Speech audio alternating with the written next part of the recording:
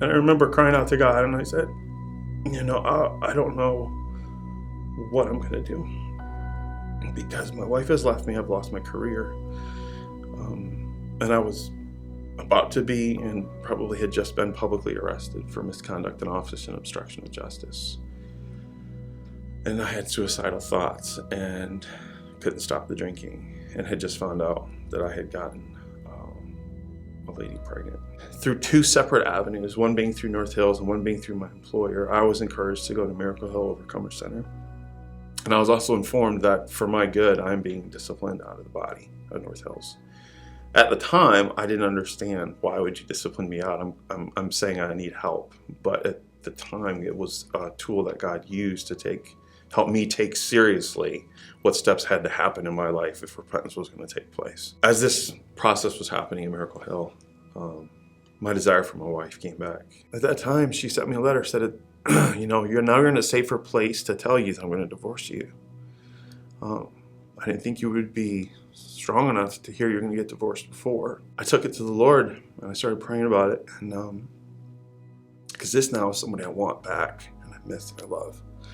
I miss my daughter so much. And through a lot of prayer and through talking through different things with people and counselors and friends, I developed a confidence that it's not the end if she divorces me. It's not over. Just as God made a commitment to us and made a covenant, I knew that I couldn't just walk away easily. I couldn't take our marriage lightly. It wasn't something just to abandon because I was uncomfortable or because it wasn't easy or because I had an excuse so I could leave. Just because he was unfaithful, I had my ticket out the door. As he was in Miracle Hill and as he was inviting me to discuss my pain, I started seeing that God was truly changing him. He couldn't pretend and put on the things that were happening in the way that he was talking to me. They weren't things that he had tried in the past to pretend like everything was okay, but what was happening at Miracle Hill was real, and I could tell that God was changing him. Everything else but what was at home was more important, whether it was hunting or hanging out with his friends or his job was more important.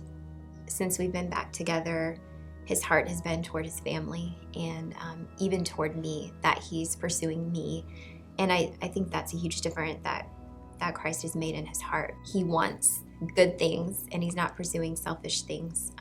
He's been a leader in our home, which was challenging in the beginning to give him that leadership, to have time to show that he had earned it back and that I could trust him with it.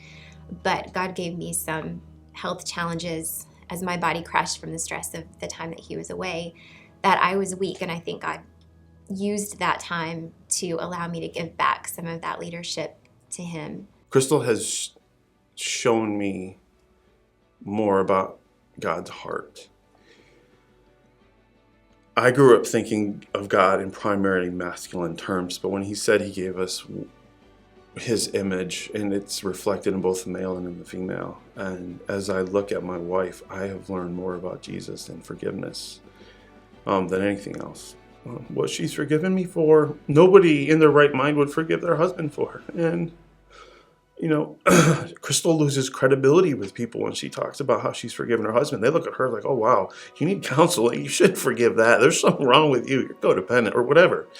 And there's no reason why Jesus should have forgiven any of us or died for us. And there is the power of the gospel. That's what's so transforming about grace, is that you don't deserve it. And I've had to accept her forgiveness and to swallow my pride and realize that as I have received Crystal's forgiveness and she's released me from the consequences of what I've done, that is an example of the transaction that happened on the cross on my behalf. I don't think I had a choice in forgiving Tim.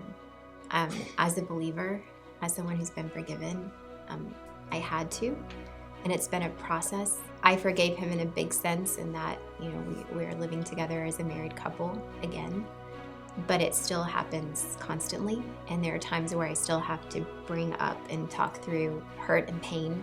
That's the direction God pushed us, and that's what the Spirit did in our hearts. And we feel like that's where he'll get the most glory as people see us operating and functioning and working through these things together as a married couple as opposed to separate.